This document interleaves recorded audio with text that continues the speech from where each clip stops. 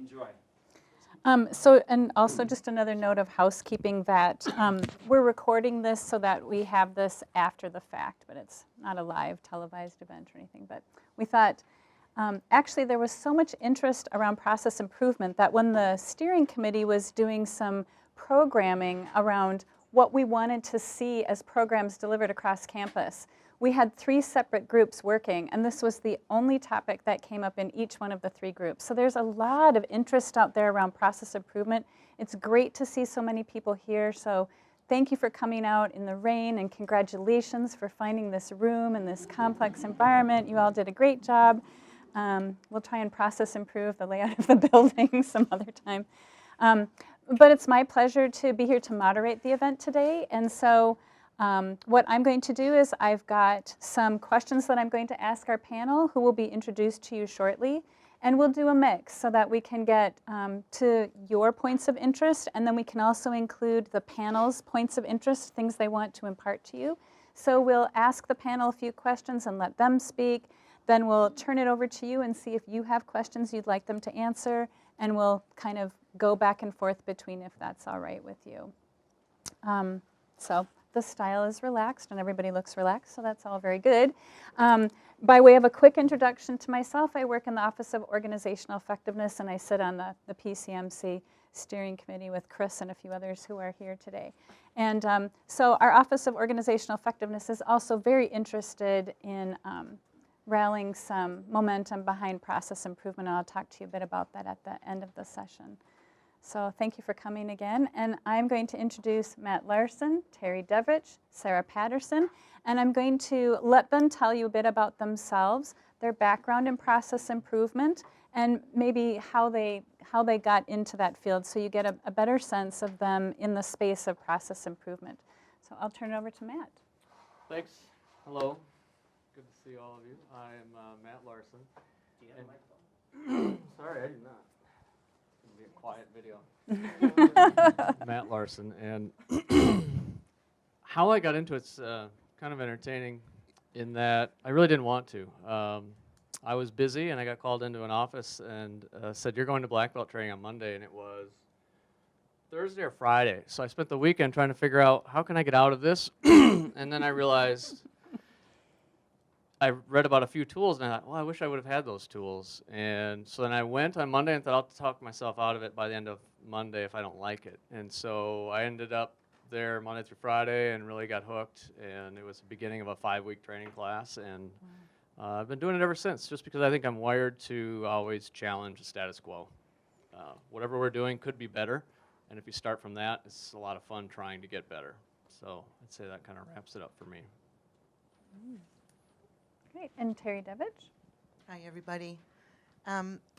It was no grand design that I started process mapping. It kind of fell in my lap when my boss said, well, why don't you do this? We had a request for process mapping. And like about 10 years before that, I had gone to a 3-day course offered by Michigan State University, kind of used it internally within my own work group, but never did anything beyond that. So I began as a very scared, still not a young woman, still an old woman, but I've loved it. It's a lot of fun. It can be really enlightening. So it's stuck, and I've been busy with it ever since. Great. And Sarah Patterson. Hi, everybody. When I started working with process improvement, I was at the state of Minnesota working in the Department of Human Services. And I was brought into an event that they had a consultant come in for a Lean Kaizen event, so a week-long process improvement event. And I participated in that event and then really enjoyed the event. And after the event, was taken to the side and said, okay, just an FYI, you're now our Lean Continuous Improvement Manager. And that's your role. And so it kind of fell in my lap too, but it turned out that I really, really liked it and I enjoyed it and had fun with it. And so from there on, I served on that role at the state, and then also worked at the steering committee for the entire state for continuous improvement. Great, thank you all. So why don't we start off with maybe speaking around an example of a process improvement project that you worked on, and what about that springs to mind for you, what you learned from that, whether it was your first one or some sort of significant process improvement effort, and what you typically get from that you think is of value around process improvement. We don't always have to go in order. So who would like to speak first? This first project that I worked on was dealing with a group of university advisors that had very significant different programs and did not believe that their role was at all similar to each other. And through conversation and a lot of prodding, I think that they discovered that in fact, a lot of the steps they took to get through their advising role were very similar, and so became enlightened and became a more closely united team because they realized they could ping off of each other if things came up in their work. So that was it was enlightening to me, and it was enlightening to them, and it can change the course of a work team. Great. Matt or Sarah? I think the first one that comes to mind was the lesson I learned was scope. So talking to project managers was pretty big in my face learning, and that was one of my very first projects was at GE Capital, and it was in a role of a black belt. It's a full-time process improvement manager, project manager role, high-profile projects. Everyone's really worked up about them, and it's very stressful and a lot of hours. And what I found out was the first one I got was from a leader that had picked out a project, something to improve, but it was much bigger than a bread box, and I didn't know any better. And so I learned about scope because that ended up being 7 separate process improvement projects after a lot of uncomfortable and great learning and growth for myself over months of time to figure out how are we going to get these improved results. And we can't boil the ocean, which is, you know, what we all laugh about. But it really was, and I had to learn to stick to my guns in terms of sticking to what I knew and had learned in training.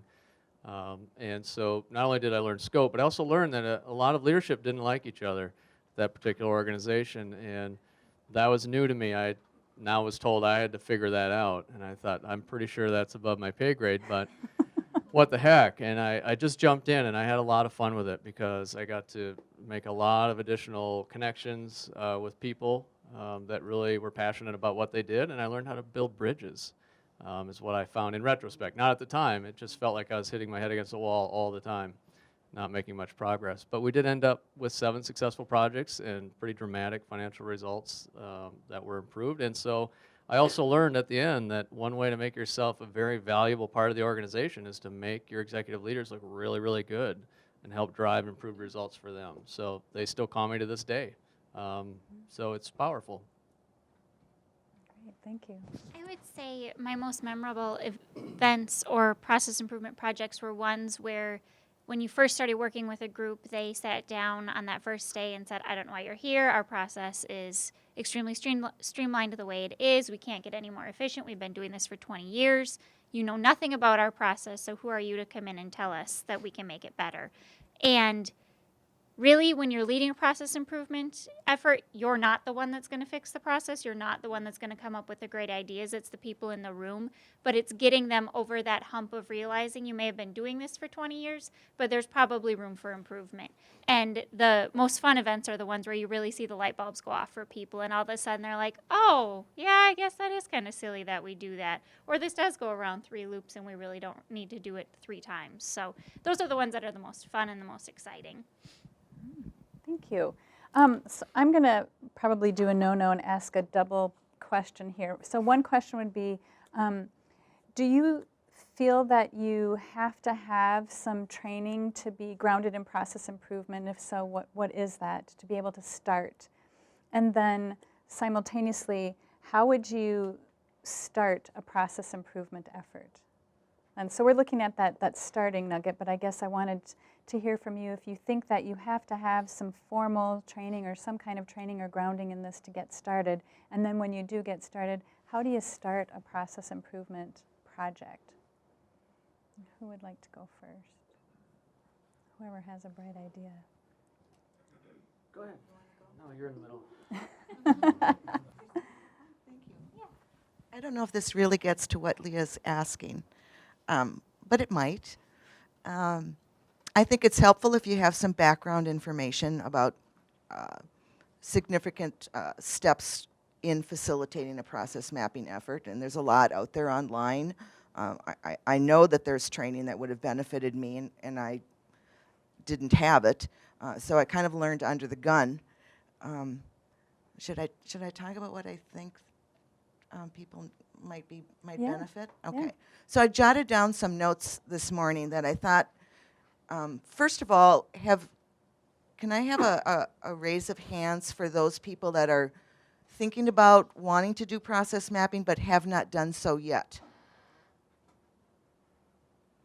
Okay, so enough for me to maybe go through this. And for those of you that have done process mapping, you know, I think it's fair to chime in if you feel that I'm touching on any nerves here. Because I was so nervous about process mapping to begin with, I learned a lot over time, and every project is different. All the personalities are different. So you're really learning and operating on the fly with a lot of these projects, okay? So I tried to come up with a list of things that would probably be helpful personal characteristics to do this work. And one is, it would really help if you had a natural curiosity for what's going on, what it takes to get from A to B, and that you are so much so interested that the questions can come easily to you and without prejudice, okay? You have to listen very carefully to the group that's talking about the work that they do, and I mean really listening. You can't wander off and think about your dinner list. You really have to listen very carefully, and you have to track in your mind what you think you're hearing, because if you're thinking about it as they're speaking, sometimes you notice that there's a big gap between the last step they talked about and the step they're talking about now. And it's so much automatic pilot for them that they don't even realize that there's an important piece in the middle there. And you can ask that question and actually get a lot of information from that. You have to feel free to ask for clarification. You may not be intimate with the process, okay? And even if you are a part of that team and working on that work, you just have to feel free to ask. If you don't get it, you're not going to reflect it on the process map, you know, and well, you're going to do the whole project a disservice, okay? And that's something that you can clear with the group in advance. You know, say, I'm sorry, you know, I may need to ask for clarification, okay? Don't put undue pressure on yourself to know everything, and that's what Sarah got to before. You shouldn't know everything. If you know everything about that work, then why are you going through this project, right? You don't know everything. No one person does. And by going through this with a group, what you're doing is you're getting information from others so that you see the bigger picture. And that bigger picture is really critical to actually getting improvements made, okay? When you're facilitating this work, you need to drive the conversation, okay? So don't let it get too, what would be the word? Pent up with emotion, okay? If there are a couple people that disagree on what comes next, okay? You have to drive it, calm the group down, move it forward, but you have to allow for some discussion, some free-form discussion. You're not doing this in lockstep, ordering them to tell you what's the next thing you do, okay? Because there's a million helpful nuggets in free-form conversation, and you won't get those nuggets if you push too hard. And understanding how hard to push a group comes with experience and the people involved in the group, right? I found it helpful to offer to let people contact you after the meeting if they think of something new or important. Not everyone thinks and processes as quickly as the next guy, okay? So keep your door open for additional input and information. And some people are shy. There could be some very assertive people in that group, and the shyer folks aren't ready to chime in at that time. So keep that door open. Be open to unexpected results. If you already know what your answer is, well, you just shouldn't. Yeah. Yes. Yeah. Okay. A leader may call you in and say, you know, I really want to prove that we need more staff. And that could very well be true. But you could actually uncover a lot of things that can help the existing people eliminate some pain in their work. So until that decision is made to add new staff, you can actually be a pressure reliever. Okay? Last page. Okay. You're having a conversation with this group, right? You're listening, you're asking questions, you're getting clarification. But before you walk into the room, you get your ducks lined up. And I always found it helpful to tell myself that I know what I'm doing, okay? And I mean that in all seriousness. You need to sometimes take a deep breath because you don't know what's going to happen from one meeting to the next. None of this is scripted. You've got to think a little bit on the fly and be very welcoming to ideas and suggestions that the group give, okay? That's all I have. Maybe, and I just know how maybe she's being kind about it because I've taught with her, and Teri's done a fabulous job with a lot of groups. And when she says you got to think a little bit on your feet, it's a lot on your feet. And you have to be very welcoming and very curious and open. And that's how Teri is, and that's why she does such a great job doing it, just to amplify those points. Thank you, Matt. Does anybody else want to address the, do you think you need formal training or grounding, and then what do you need to get a project started? I think that you don't necessarily need formal training, but an understanding of process improvement and some of the methodologies around it is extremely helpful before you try to take on any sort of process improvement project. I would recommend formal training if you have access to it or you're able to take it, or at the very least having someone that you can ask questions to or that can be your mentor or just a sounding board, because every process improvement project is so different that you really can't prepare for it. You prepare, but once you get in, everything you prepared usually goes out the window, and you get a different mix of people, a different process every time. And it's really good to have someone that you can at least go back to at the end of the day and say, okay, this happened today and I don't know quite how to handle this, or at least some training to fall back on. So though I don't think it's necessarily a requirement, I think it's helpful to have some training or at least someone that you can talk to about it. I would agree. I think training takes a lot of different forms today. It's no longer, the word formal is an interesting word along with training. So I think you have to be educated to a certain extent to know what tool you're going to use and how you're going to use it and plan for it and then execute it. I don't think you can go in blind. So I think, you have to prepare. Maybe that's a good word. Prepare for what you're going to achieve and what tools you'll use with people to achieve them. We used to joke a lot that the problem with people is that they're human. Because we went through the training of every process improvement tool known to the human race, I'm pretty sure, it was almost 6 weeks of training. And, you can show up with a wheelbarrow full of tools, and if you have no idea how to work with other human beings, you won't get anything done. Nothing will get improved. So I think, the biggest preparation is maybe in terms of who the people are, what the relationships are, do we have a shared set of goals or not? But of course, I think you definitely would need to have some sort of preparation in regard to the actual performance or process improvement tool that you choose to use that given day and time. So I wouldn't want to go in and just, let's say I want a process map, for instance, and never looked at what are some good best practices out there, even if it's a 5-minute Google search, right? And that can be done too. I mean, it doesn't have to be a lot of training or preparation, but I would highly recommend you do some of some kind, one way or another. Because when you're in a room with your peers and colleagues, the only reason it's stressful is because you want to do well, right? And people are all judging each other all the time, and you don't want to do anything wrong. And you kind of have to let go of that, as Teri alluded to earlier. You really have to come in with an open mind, very curious, explain your role as a facilitator if you're doing that particular tool to say, I'm going to help. and we're going to help each other, and we have a common goal, so let's try to achieve it. I mean, if there are people in the room that aren't willing to do that, you're not going to be able to really change that. So That's great. 2 cents. Thank you. I think now might be a good time just to turn it over to you and see if people in the audience have some questions. We have a list that we can continue from, but I'm curious to know what your burning questions are, if you have any burning questions out there. Okay, I can just pass that to you.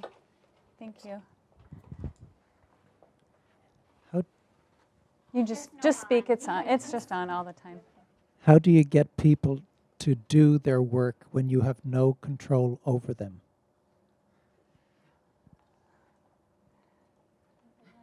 Perfect university question. Right. I'll just start the conversation.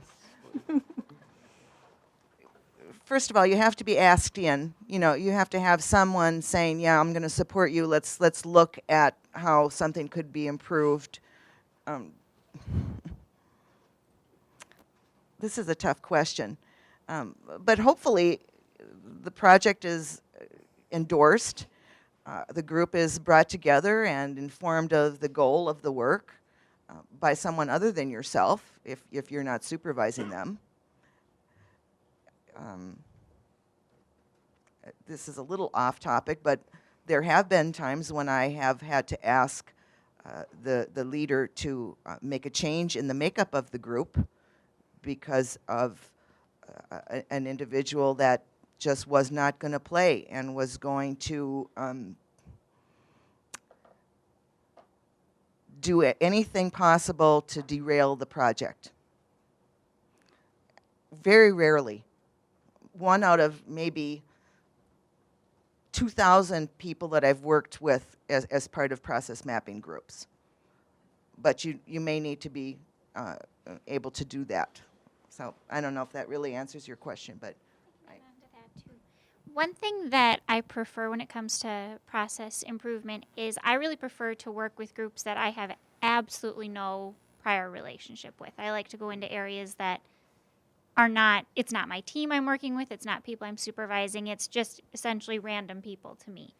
And the reason why I like that is it's so much about relationship building. With process improvement, I really think you can't improve a process unless the people doing the process agree to improve the process and come up with the ideas for the process improvement. And when you build a relationship with someone and you're coming in essentially to help them make their process better, it's on them to make their process better, and they're deciding how the process is going to be better. And they look at, they process map, they see how they're doing things now and look at ways that they can change it and make it better. So really they're owning the changes. It's not me coming in and saying, you're going to do this differently and you're going to do this differently. After the changes have been made, I always, monitor and help manage and see how things are going afterwards, and are they keeping up with the changes, and if they're not, then it's much easier to come back and say, okay guys, you guys made this decision, you made this change. If it's not working, let's change it, but I didn't come up with this, you did, so let's find a way to make your new process work. The only thing I'd add is just around, influence is challenging in the university environment without the hierarchical hammer. Sometimes you need it, and you just simply ask for it, as Teri said, when you need it. It's just not often the case. And one thing to tap into sometimes is what's in it for those people that you're having a challenge with, the WIFM, the what's in it for me. It's a funny acronym, and we joke about it, and it's been around forever. But it's also actually effective if you tap into it, identify what it is, get agreement that there's some value to things changing for them individually. So your challenge often becomes, how do I figure out what's in it for each of the members of the team? And sometimes it's more important than others. You have different levels of pushback, right? I mean, there's a big continuum of people's reactions to being on these teams, being affected by them or participating. And a lot of times just tapping into what's in it for them individually is maybe a first step to take to see if there's a bridge to close the gap. I'm just thinking of one example that was kind of melodramatic that might be kind of fun, and that was a group in accounts, I forget, it was in the finance arena, and it was a group of people, and I actually found out through more informal relationship building conversations that you inevitably have, and that was around this process forced them to do a lot of extra hours on Thursdays and Fridays in particular, the last week of every month. And it happened to be summertime, and they were missing t-ball games for their kids. And so we put a goal on our charter to get them out. We're going to fix this, improve this, and they're going to be out early on the last Thursday and Friday of every month.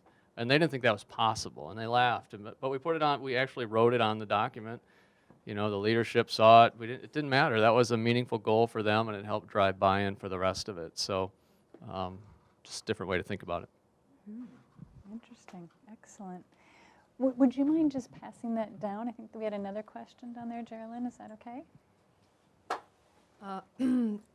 Would you reflect on some of the kind of characteristics, the environmental characteristics that should be in place in a situation that's ripe for process improvement versus the characteristics or the situation in place that is disastrous? And, you know, the opposite of that. So what do you need to have in place to really have a successful PI project, and what derails it, I guess, is the Thank you.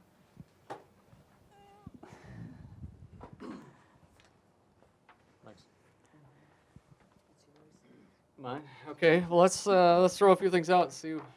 We're reading your nonverbals. We have a great view, so we can tell what you like and what you don't like. I think to start, I guess sometimes setting the right context helps a great deal in terms of, and I've heard this recently even from other higher ed institutions that have stronger kind of performance improvement operations in place. And that is really educating people around the target isn't the people, the target is the process. Sometimes some real marketing snippets like that help, and because it's true.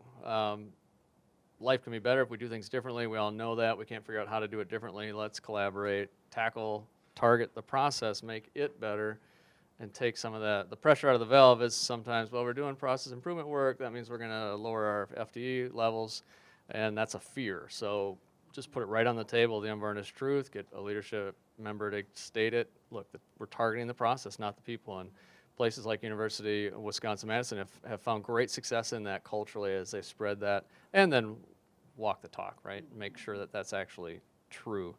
I think when better results are needed, that should be a driver or motivator, because you can help people look better by doing the performance improvement work. So that ties into the what's in it for them, I guess. But in terms of when you know it's needed, you need it when the performance levels just aren't where they need to be, and we need to agree that we could do better. Sometimes that's a lot more difficult to do than it is to talk about, to get full buy-in that, yeah, we should do better. A lot of people feel, no, I think it's good enough. Let's just leave us alone. We don't want to change, right? And that taps into the fact that we generally don't want to change. We run into a detour on the way to work. We don't cheer. Oh, awesome. Can't wait to see something new. We say, oh, and I'm going to, you know. It's just a general reaction people have. And it's challenging here at the university environment where we don't typically quantify a lot of the work that we do. Whereas in private industry, there's a little bit more around metrics and quantification that allow you to put your hands around process improvement. So getting a group to that point of recognizing where productivity or something could be greater is sometimes more challenging because we don't have a baseline to start from. Some groups will self-identify the need. They know that they're in pain, and they really want to work together to figure something out, some better ways. But often it can be an outside trigger that leads to acceptance for doing the work. It can be a new leadership or new technology that's coming into play, or someone is retiring after many years and you need to get a brain dump. Mm-hmm.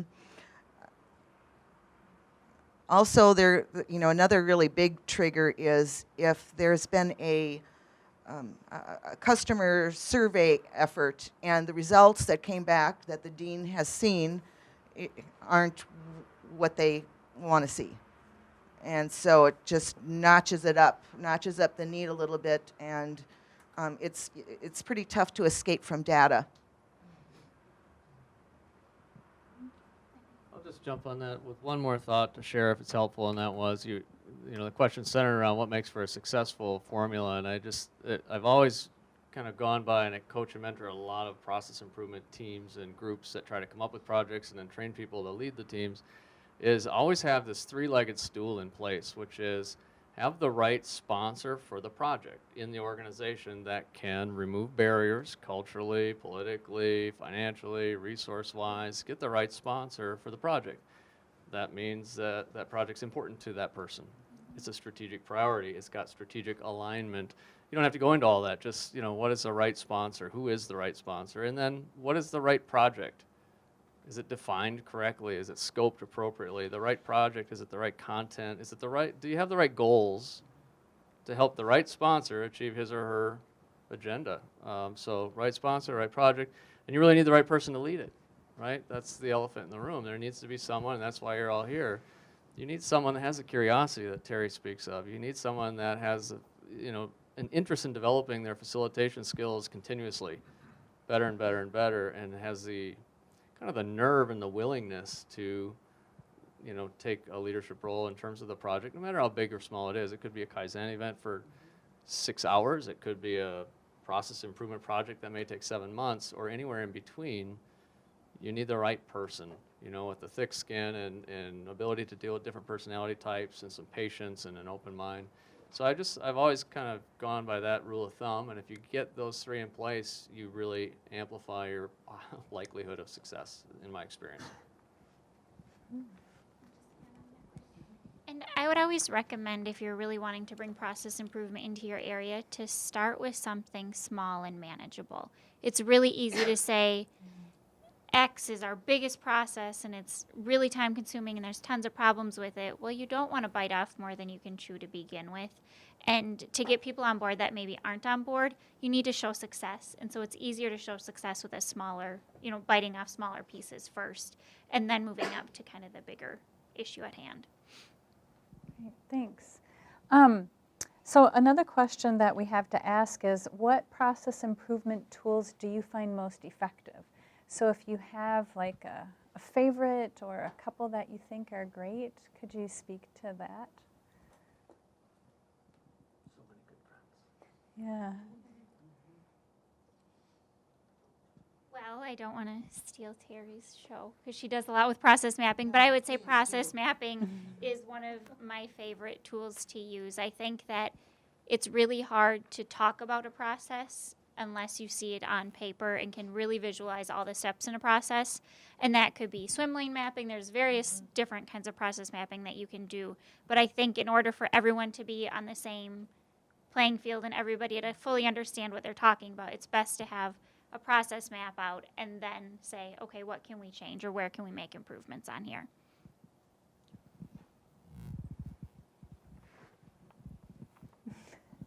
Teri and I taught a process mapping and analysis class together, so we've used each other's themes for a while now. The one thing I'd like to add to the process mapping talk is just always being crystal clear on when it starts and stops before you start doing your process map, because we've all seen the movie Office Space, or many of us have. And believe it or not, we don't want to be in that reality, and we only want to process map what we need to. We don't want to do extra. We don't want to do it around the walls in 3-mile lengths. We want to know what segment of the service that we provide here at the university needs our help. What part of the process are we going to do something about and change? And really try to, think of it as a zoom lens, if you will, and really zoom in as tight as you can on the issue you want to tackle, and then kind of just don't do it. Just don't process map before the start step and process map after the stop step, because arguably the ultimate value isn't in the process mapping, although it is hugely valuable and one of my favorites as well, because in a transactional or service environment with people and no machines, what else do we have to represent these services other than our word of mouth, which that's just 6 or 7 or 8 meetings, and the process mapping you can do in one. So I'm pretty sure we want to spend the fewest minutes of our life doing this. It's not a cocktail party topic, right? So we zoom in and we process map only what we know we need to process map. And then we get into the fun work, which is, okay, what are we going to do about it, right? What are the 2 or 3 things that are just no-brainer, we need to fix this, go at it? Or what are the further analysis, root cause analysis that we need to do? But you get right into the work, and that's energizing for people, because people don't want to just process map ad nauseum, right? So there's an extreme to be leery of there. Anybody else? Yeah. Yes. So, Teri will take it. what's your favorite way to figure out where to zoom in on, like the most lucrative area to zoom in on? Mm-hmm. Do you mean the Chris. method or the approach or a common ailment that we see? How would you facilitate a group through the process of going from here to the red box? Right. How do you facilitate a group going from the grand scheme to the Great question. the value pods? Yeah.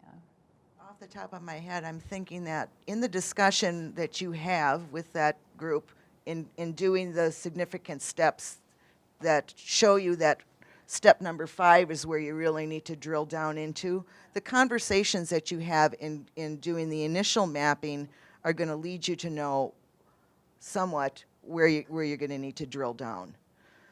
And what I found is that it's often really difficult for a person who works 40 plus hours a week to see what they do represented in a box with 5 words. Right? So I always reassure the folks that as we're working together that any one of those boxes can be blown up into another map and yet another layer if you need to actually drill down to where the issue is hiding. Sometimes it's hiding. Sometimes it's really obvious. Those are the easier ones to deal with, but sometimes it's hidden under layers and layers of goo. A lot of goo. Just a rule of thumb, stay as high as you can as long as you can in terms of the detail. Detail is your Achilles heel when you process map, right? It's one person's thinking 20 layers deep, one person's thinking 4 layers deep, and one person is barely to level 0. And now they're all in a room and they're arguing with each other and you're trying to put things in a row, and that's just what you live through until you get better at it. And a little bit of education goes a long way. So maybe start with 5 or 10 minutes of the ABCs of process mapping before you start doing one and explain to people, look, we're all going to try to think at the same level of detail. There's global, there's continents, and there's, states from the US perspective, territories from Canada, whatever. But explain 3 levels and, start at the highest and see if you can't represent what you're talking about. And then I go right away, to answer your question directly, into forcing a little bit of identification of beginning and end of scoping that zoom lens piece. And if they need an example, I'll go into airplane takeoff and say, when do you consider yourself having left on your vacation, right? Did you consider yourself when you left the door at your house, when the plane took away from the gate, when the wheels left the earth? Whatever point in time you choose dramatically increases or decreases how much process mapping we're going to do today. So now you're building buy-in to, okay, we really need to tighten this up. I don't want to do process mapping we don't need to do. So different approaches, but I think those are good concepts. There's one other thing that I've used with almost every group, and that is in the first meeting what I do is I suggest that they think about the significant steps that we're examining as in a Google map. So you think about the turns you need to take, your starting and stopping point, right, your destination, the turns you need to make, the landmarks you want to look for, kind of keep at that level of the discussion, and not the color of every mailbox you pass along the way.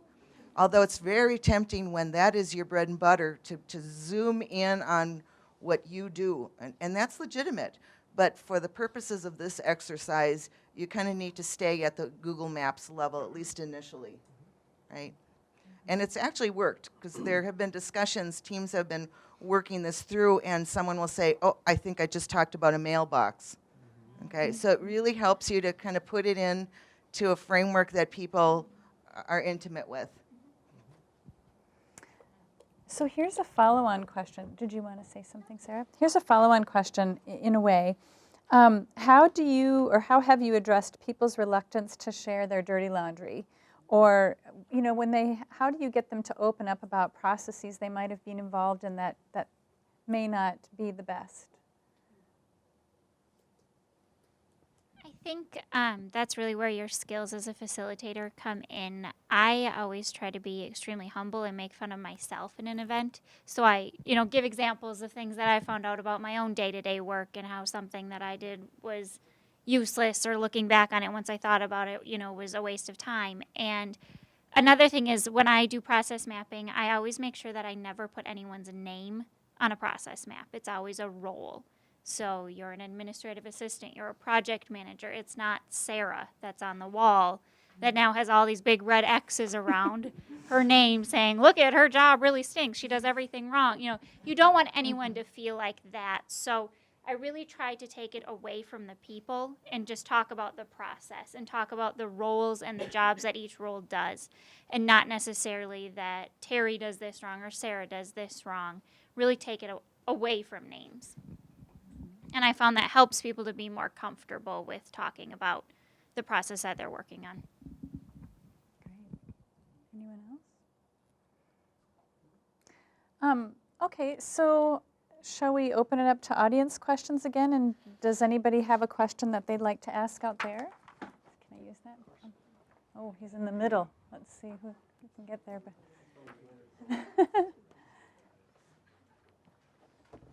Thank you, excuse me.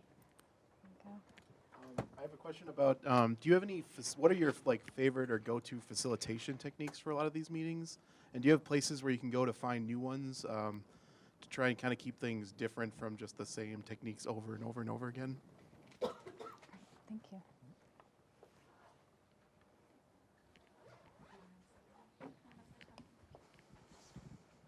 Think of a good one, I'll give a mediocre one.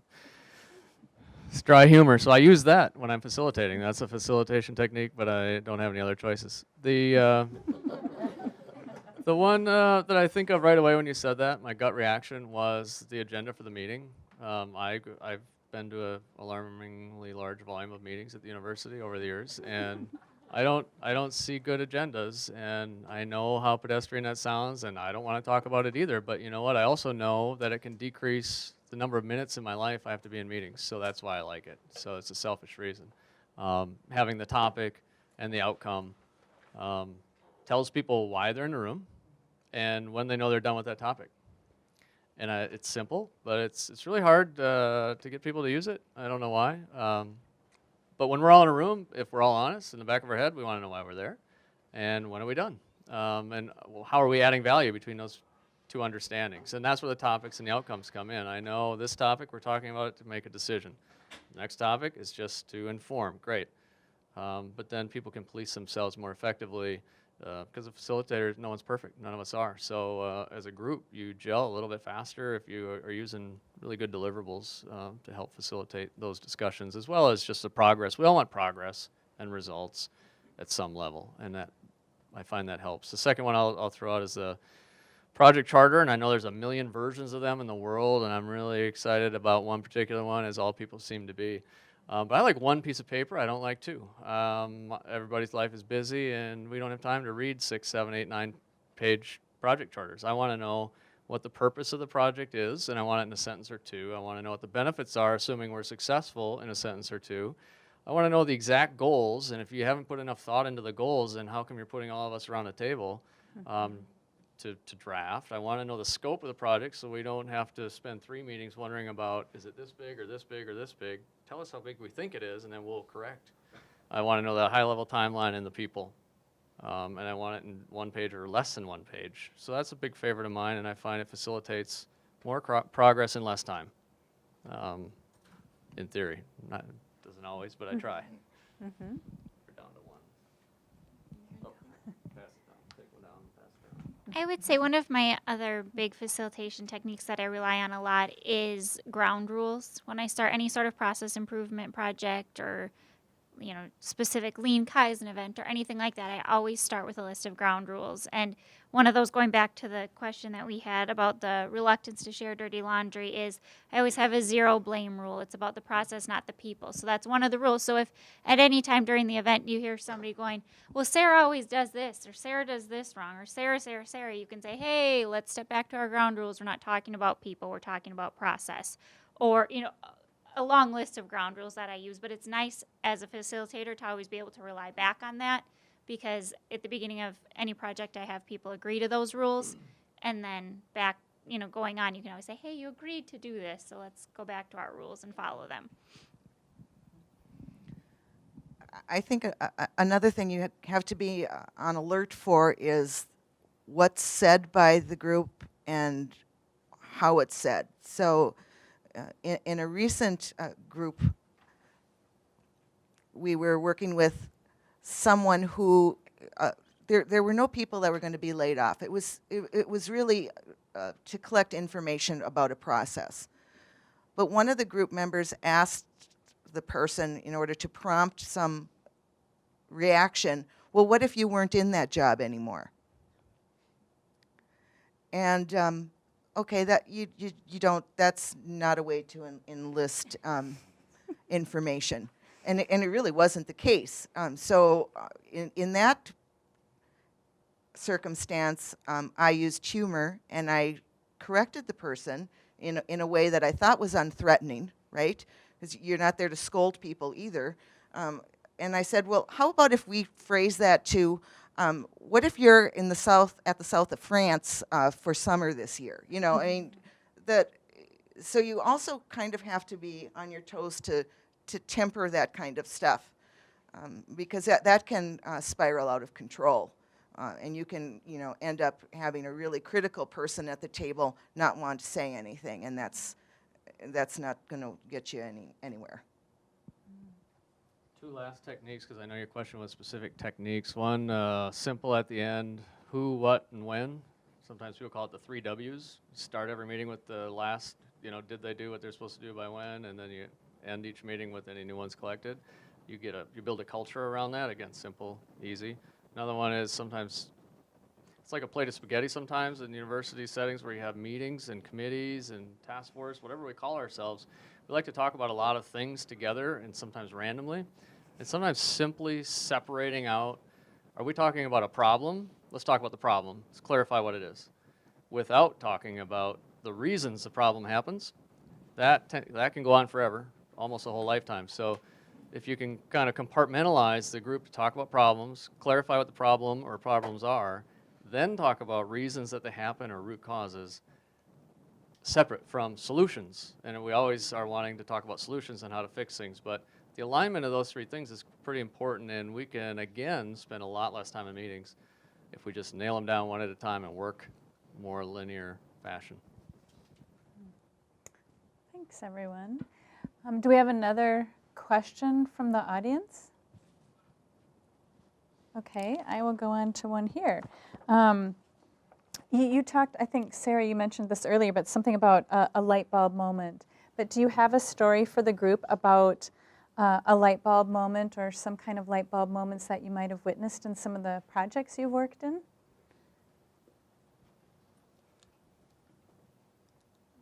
I know you see a lot of light bulb moments. I think one of my favorites was probably one of the simplest processes that I worked on, and it was a process that was just meant to focus around, or an improvement effort that was just meant to focus around opening and distributing mail in the mailroom. And one of the things that we learned is that the people that opened the mail, every time they opened mail, and this was when I was at the Department of Human Services, so it was healthcare applications. Every time they opened a healthcare application, they made 6 copies of it, put it in a folder, and distributed it to wherever it was supposed to go. And then it went on its way and did its thing. And while we're in this group, we're learning that half the time they try to make copies, they're out of paper, they're out of ink, the copy machine's broken. So it's not as simple as just make a quick copy and then you're on your way. There's all these other things that end up taking time. And in the event, we ended up learning that the entire life of that application, no one touched a single one of those copies, and everybody around the process thought somebody else needed it. So they just always thought, well, it's there for good reason. I'm just not going to touch it, but somebody else must touch it later on. And we learned that at the end, those 6 copies were just stapled together and filed. So not only was it a waste of time, it was taking up, space, because at that time we were still using file cabinets. It was taking up space in the file cabinets, and no one ever used it. And when that happened, the entire group just lit up laughing, like, are you kidding me? We spend this much time, and it's for no purpose. And that was kind of a small but simple light bulb moment that was really funny to the group. So you had all those people in the room at the time? Yes. The Yep. mainstream people Yep. in the room. Yep. Okay. We had mainly the mail room people, but we had a few key, one from each of the areas that touched the application afterwards. That would be a typical process set for a process mapping or process improvement effort, would it not be? That you try to have a representative from each stage of the touch of the process there, yeah? Okay. Other light bulb moments? Teri or Matt? There are so many, but it's always my favorite when the people around the table realize why Judy needs what she needs when she needs it. It's an appreciation for the other people who are involved in the process, and it takes it comes across in different ways, like, wow, Judy, I didn't realize, and Judy feels good then, right? And it's just a very common team building bonus to doing the process mapping. I call it Dilbert busting because that's often the case. We just all come from such a place of fear that it takes a project or an effort to improve things to bring people closer together and get greater appreciation for the work they do. And we do a lot of, we have tunnel vision and we throw things over the fence. We break the fences down, everyone gets clarity on it, and everyone realizes it really isn't as scary as they thought it was going to be. There will just be some slight tweaks. We'll perform much better, and now we all look better as well in terms of just performing better as professionals. Sounds corny, but plays out more often than not. So I have a follow-on question to what you were saying, Matt, about how do you measure the success of process improvement? And then once you've improved a process, when would you recommend that people go in to measure the success of the changes that have been made? Well, it's a great question because I don't want to do, and I doubt anyone does, want to do continuous improvement work unless there's some value or benefit to it, right? So at the beginning of any kind of effort, I pay a lot of attention to how do we, I just call it painting the center of the target. Do we even know what we're doing continuous improvement to achieve? And if not, let's figure that out before we put tons of hours and effort into making things better, but we don't know why. And oftentimes I start with the end of whatever service we're working on to say, who's being served? What's their need? Do we know what their requirements are? Are they measurable? Make a list. Prioritize the ones we actually want to do something about. And now we have a measurable objective or target, if you will, to pursue that now all of our continuous improvement, process improvement efforts should line up to. And whenever they don't, we should be telling ourselves, hey, we're steering off course. And the follow-up part to the question in the metric piece is that becomes your measure of success, which is the measurable output that the person receiving your services, sometimes the word customer doesn't go real far in the university. Maybe we call it client, maybe we call it human being, maybe we call it constituent, maybe we call it, you can call that person whatever you want. They receive something from the service and they have requirements of it, because when we go to a restaurant, we don't want to wait 6 hours. And the same applies to all your services. Your customers or your clients, your constituents have requirements of your services, and do you know what they are? I think good continuous improvement, process improvement efforts should reach out, find out, measure it, and then try to do better. Sarah, Teri, anything? Okay.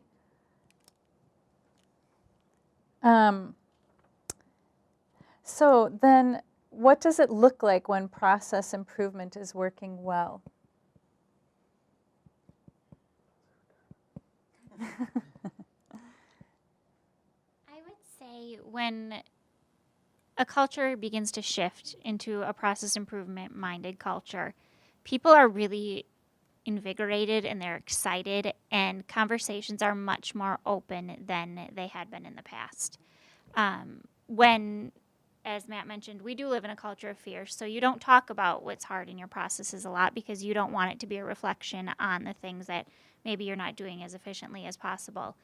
And when you start getting into a process improvement culture and people are really thinking that way, team meetings, conversations with your managers are so much more open, and people are really willing to say, hey, this part of my day really bothers me. It's always a kink in my neck. It's always time consuming. It never seems to go right. Let's look at that.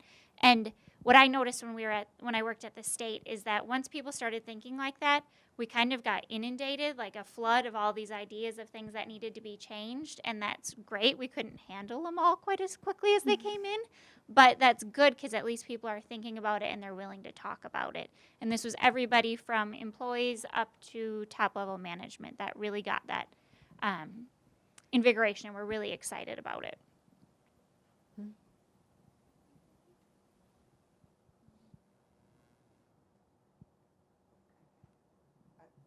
One sign is that you may find that there's less turnover because maybe the process mapping effort kind of rejiggered the workflow enough so that poor Judy again isn't inundated on that Thursday and Friday of the last weekend of every month.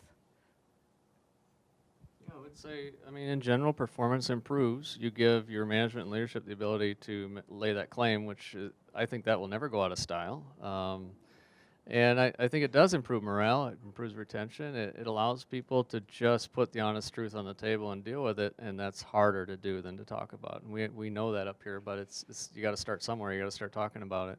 And if all of you even stimulate some of those conversations or even ask the question, it helps move a culture to a place that's more open, more accountable, more transparent, and ultimately more successful just because you can be honest about it and work together to try to make a few improvements. It doesn't have to be massive, right? It can be 1,000 small improvements have a pretty big impact on an organization the size of the university. So I think in terms of size, it doesn't really matter if you're doing one little thing or 10 big things. And this may be related, but do you find that there's generally a shift just by having people in the room who all touch a process?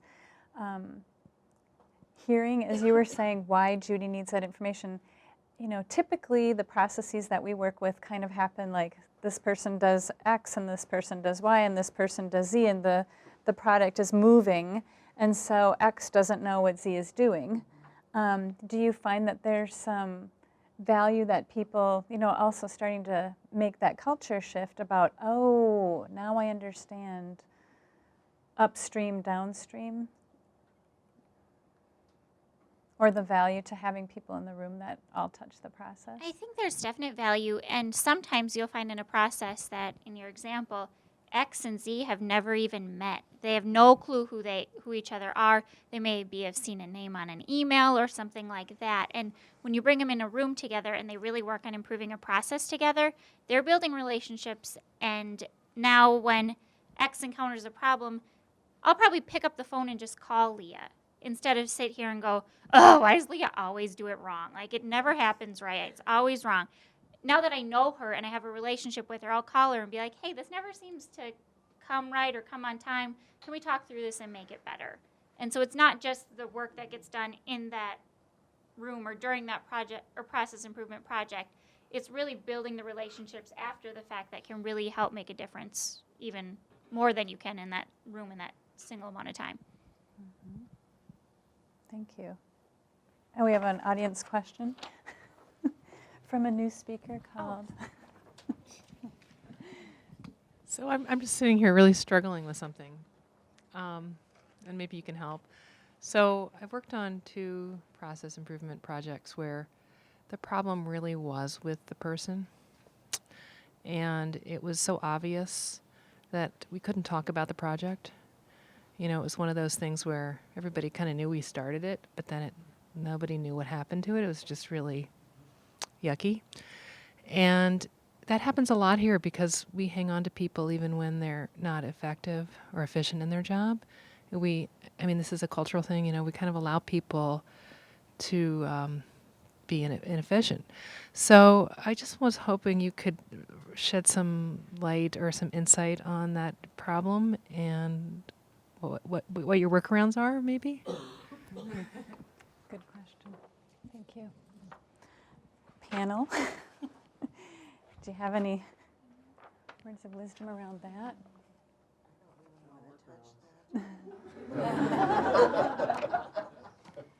She works in HR, I'll touch it. I mean, you hit the nail on the head. It's a workaround. How do you work around it? depends on the situation, the scenario, of course, you know that already. So if you have a team and there's a member or two that fall into that category and there's nothing you can do about it, a lot of times it's just a matter of pressing forward and knowing what you're working with and not expecting more than you should from any given resources. Now, if that impedes your success, then that becomes a conversation you need to have with, all you can do is leverage hierarchy.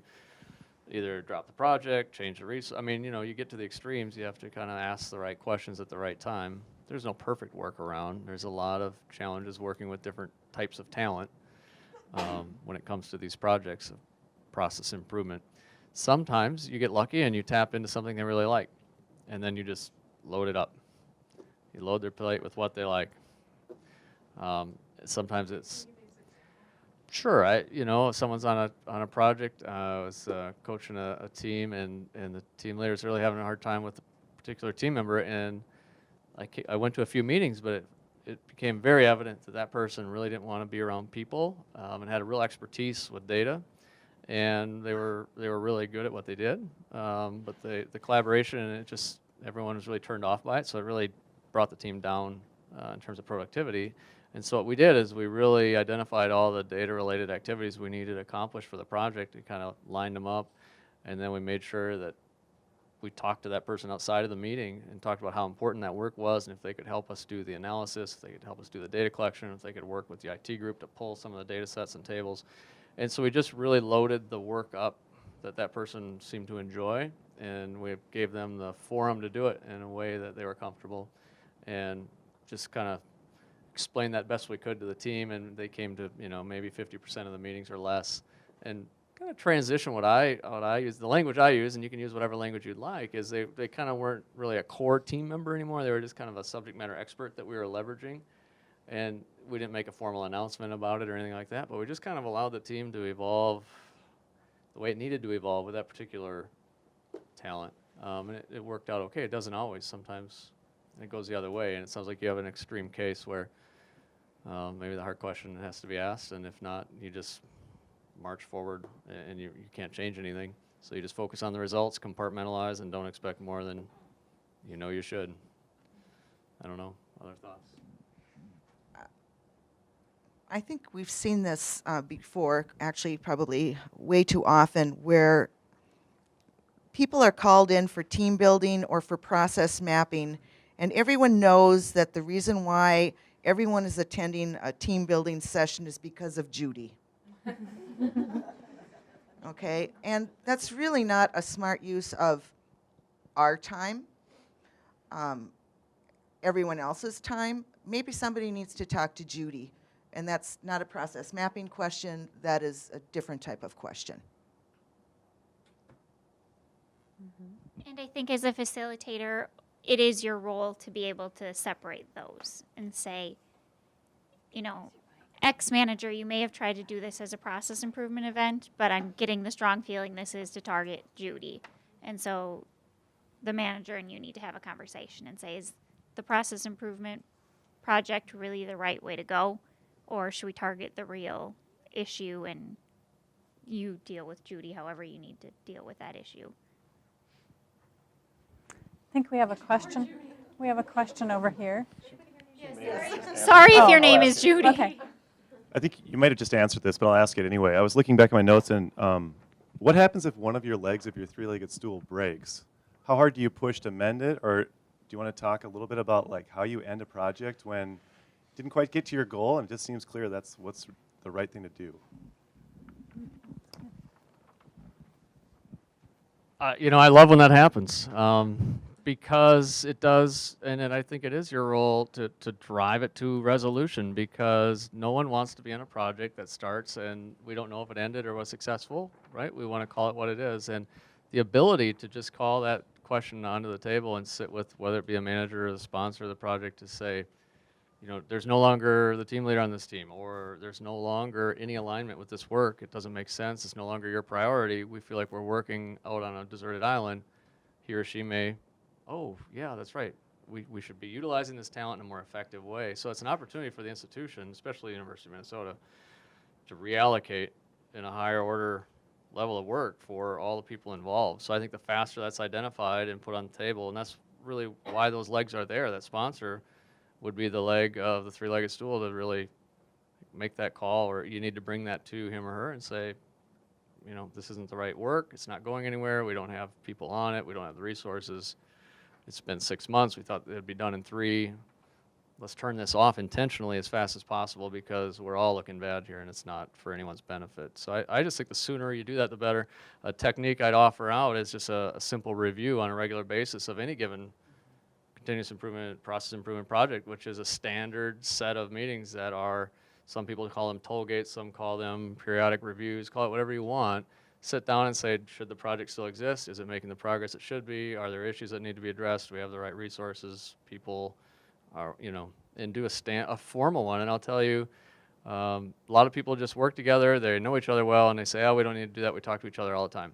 Then they get to the end of the project, and half of the goals aren't met, and they can't figure out why, and it's shocking to them. So even if it's 15 minutes every 2 weeks, sit down and do a review, or do one every month, or you figure it out.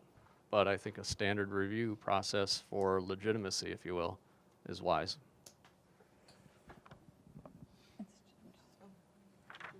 Either of you two have anything to add to that? Oh. Sorry.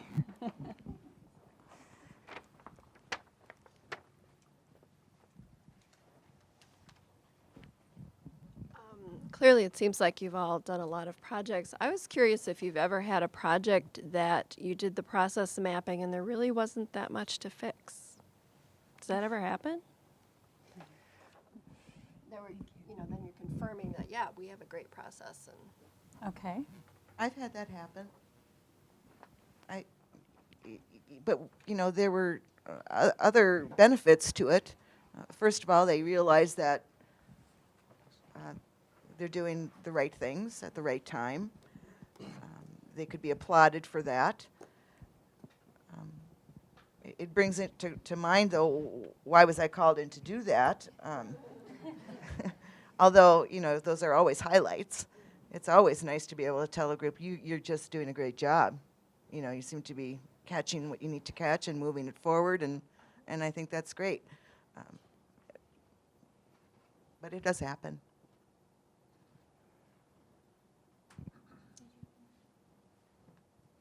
I haven't had a lot of process maps end up that don't show areas for improvement.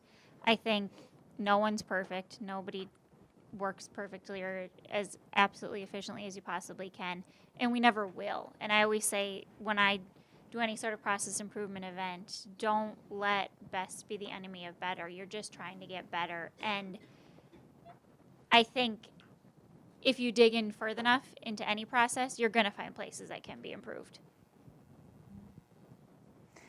Oh, we have another question.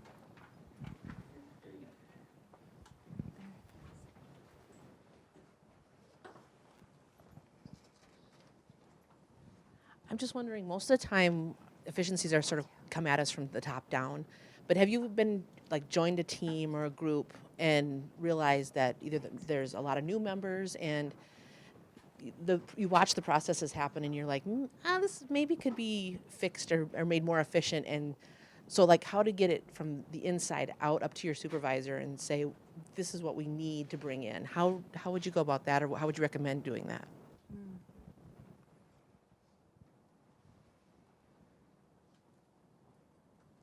There's a handful of ways to approach that. I think it's so unique to the situation of the people involved. I really do. When you're raising issues up the hierarchy, the question is, what does the hierarchy respond to? And who are those people? And so if they respond to data and you're able to collect any numbers that show there's an issue there that needs to be addressed, I think you start with numbers, if that's effective. If that person is very emotional, different personality type, they don't look at numbers, then that's probably a bad way to approach it. Then your anecdotal stories and, the people you serve that are upset, bring them in and let them share their discontent, and then that helps. The first one that came to mind when you said that was, I was at the university and was asked to work with a group, and I think actually Teri was with me as well, where there are a lot of international students who were not having the greatest experience. And it turned out that the experience of an international student from the point of applying to the first, literally the first physical day of class is unbelievably complex. I mean, it really, truly is.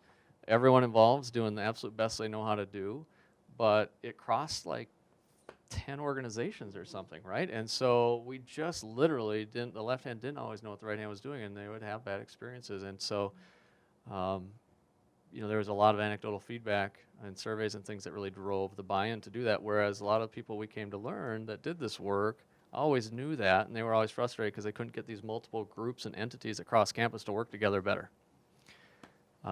So that ultimately was brought to leadership management attention through the overwhelming feedback of these students and in surveys.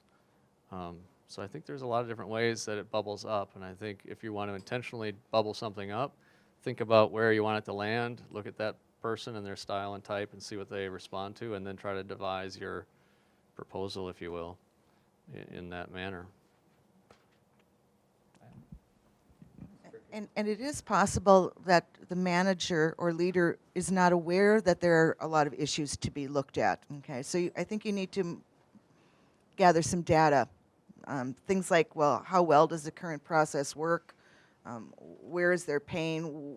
How would your customers benefit by taking a look at this? You know, you may need to make a case for the work by capturing through your own experience even and those around you why it needs to get looked at. They may not be aware. They've got a lot on their plates too, and usually aren't drilling down to the level of detail you can provide them. So in the interest of time and as a wrap-up, I thought I'd ask each of you if you have a gold nugget to share. I know Teri went through some pieces early on about that entry process into process improvement. But if you have a gold nugget to share with the group, what would that be? And then perhaps similar or separate, do you have any suggestion of a resource or resources that would be good for the group?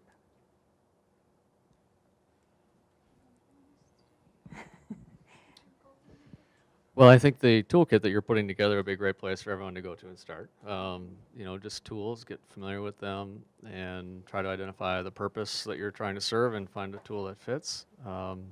Always a good idea. Some of my favorites we covered today already in terms of, you know, if someone's doing some improvement work and they don't have a charter, then I don't understand what you're doing. And a lot of times there's another one that's a favorite that we didn't talk about, I guess, called a data collection plan. Which there was a rule across GE globally for all management. No one could bring a data display unless there was a data collection plan filled out, because it was deemed that you were wasting their time because you hadn't thought thoroughly enough about what you were presenting. And then it just became this, I'm looking at data displays, you're trying to tell me about how we're performing, but I can poke 5 holes in what you're showing me, so now you have to go back and redo it all, and now all this time is wasted. So really thinking about simple things like your data displays and collecting data, do it in a format and a standard fashion that is defensible, and that 80% of the questions that you will be asked are kind of answered already in your data collection plan. And you know, there's a million of them online, so I don't need to go into formatting, but I'm sure it'll likely be in the toolkit that'll come out of OHR as well. Initial thoughts, anyway. Mm-hmm.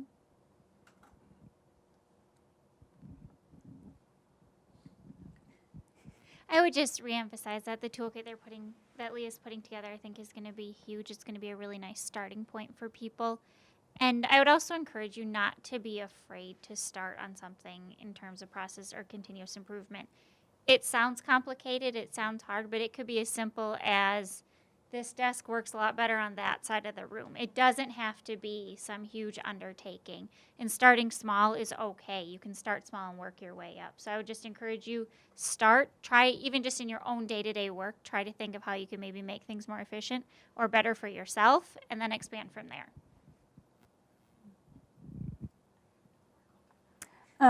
You gave all your golden nuggets up. So I would just say that, as you've heard, one of the intentions of the organizational effectiveness folks is to put together a toolkit, mostly from tools that these three have used and that Teri and Matt have very kindly given our way.